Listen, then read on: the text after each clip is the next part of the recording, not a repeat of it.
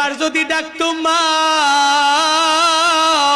তোমার ছেলে বয়ান শুনে তোমার মানিক তোমার দরওয়াজায় হাজির হয়েছে, ও মা তুমি দরওয়াজাটা খুলে দাও। একটা বার বলতে দেরি, মা সাথে সাথে ঘুম থেকে জেগে যায়, দরওয়াজাটা খুলে খুলে এরপরে মা তারে বুকে নিয়ে নিয়ে ঘুমাইতে যায়। ওদিনও এক বক্তার সাথে আমার মোলাকাত হয়ে গেল, কথাবার্তা বলে। উনি বলতে লাগলো, জুনায়েদ ভাই, মা আমারে এত পরিমাণ মোহাব্বত করে, এত পরিমাণ ভালোবাসে, মায়ের দোয়া নিয়ে এত পরিমাণ বক্তা আমি হয়েছি।